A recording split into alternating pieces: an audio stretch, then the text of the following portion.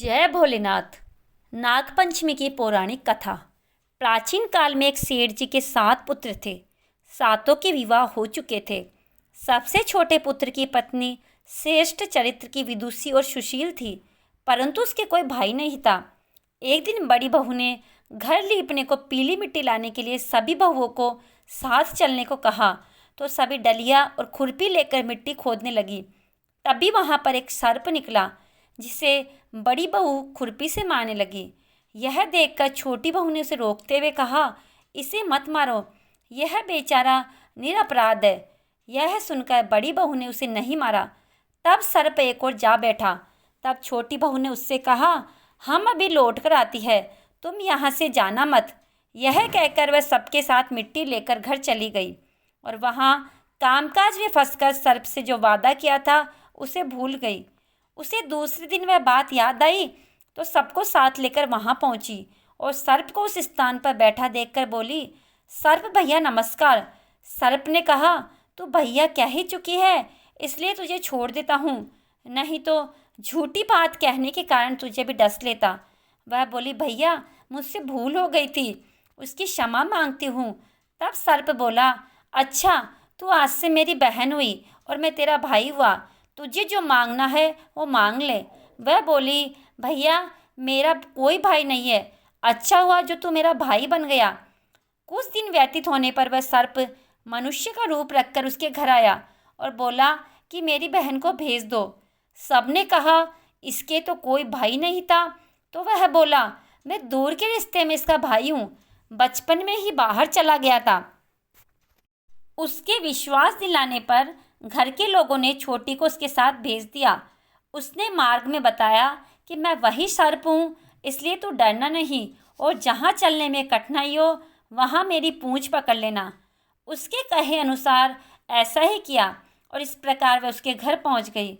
वहाँ के धन और ऐश्वर्य को देखकर वह चकित हो गई। एक दिन सर्प की माता ने उससे कहा, मैं एक काम से बाहर जा रही हूँ, तू अपने भाई को ठंडा दूध पिला देना।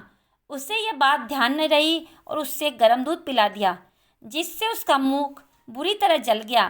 यह देखकर सर्प की माता बहुत क्रोधित हुई, परंतु सर्प के समझाने पर शांत हो गई। तब सर्प ने कहा कि बहन को अब उसके घर भेज देना चाहिए। तब सर्प और उसके पिता ने उसे बहुत सा सोना चांदी, जवाहरात, वस्त्र आभूषण आदि देकर उसके घर पहुंचा दिया। इतना सारा धन देखकर बड़ी बहू ने ईर्ष्या से कहा, भाई तो बड़ा ही धनवान है, तुझे और उससे और भी धन लाना चाहिए था। सर्प ने यह वचन सुना तो सब वस्तुएं सोने की लाकर दे दी। यह देखकर बड़ी बहू ने कहा, इन्हें झाड़ने की झाड़ू भी तो सोने की होनी चाहिए। तब सर्प ने झाड़ू भी सोने की लाकर रख दी। सर्प ने छोटी बहू को हीरो मणियों का एक अद्भुत हार दिया। उसकी प्रशंसा उस देश की रानी ने भी सुनी और वह राजा से बोली, सेठ की छोटी बहू का हार तो मेरे पास होना चाहिए। राजा ने मंत्री को हुक्म दिया कि उससे वह हार लेकर शीघ्र उपस्थित हो। मंत्री ने सेठ जी से कहा कि महारानी जी छोटी बहू का हार पहनेगी, वह उससे लेकर मुझे दे दो। सेठ जी ने डर के कारण छोटी बहू से हार मांगकर दे दिया। छोटी बहू को यह बात बहुत बुरी लगी। उसने अपने सर्प भाई को याद किया और आत्ने पर प्रार्थना की, भैया रानी ने हार छीन लिया है, तुम कुछ ऐसा करो कि जब वह हार उसके गले में रहे तब उसके लिए सर्प बन जाए और जब वह मुझे लौटा दे तब हीरो और मणियों का हो जाए। सर्प ने ठीक वैसा ही किया। जैसे ही रानी ने हार पहना वैसे ही वह सर्प बन गया। यह देखकर रानी चीख पड़ी और रोने लगी। यह देखकर राजा ने सेठ के पास खबर भेजी कि छोटी बहू को तुरंत भेजो। सेठ जी डर गए कि राजा न जाने क्या करेगा। वे स्वयं छोटी बहू को साथ लेकर उपस्थित हुए। राजा ने छोटी बहू से पूछा, तूने क्या काला जादू किया है, मैं तुझे दंड दूंगा।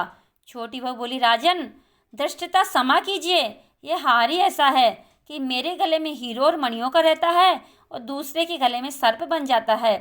यह सुनकर राजा ने वह सर्प बना हार उसे देकर कहा, अब इसे पहनकर दिखाओ।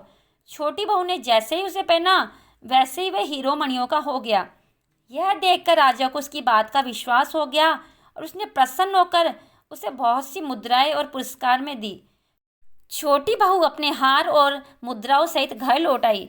उसके धन को देखकर बड़ी बहू ने ईर्ष्या के कारण उसके पति को सिखाया कि छोटी बहू के पास कहीं से धन आया है।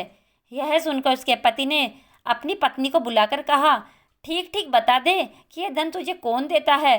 तब वह सर्प को याद करने लगी। उस समय सर्प ने प्रकट होकर कहा, यदि मेरी धर्म बहन के आचरण पर संदेह प्रकट करेगा तो मैं तुझे खा लूँगा। यह सुनकर छोटी बहू का पति बहुत प्रसन्न हुआ और उसने सर्प देवता का बड़ा सत्कार किया। उसी दिन से नागपंचमी का त्यौहार मनाया जाता है और स्त्रियां सर्प को भाई मानकर उसकी पूजा करती है। अगर आपको कहानी पसंद आई तो वीडियो को लाइक अवश्य करें और आगे भी धर्म संबंधित कथा जानने के लिए हमारे चैनल को सब्सक्राइब करना ना भूलें। राधे राधे। जय श्री कृष्णा।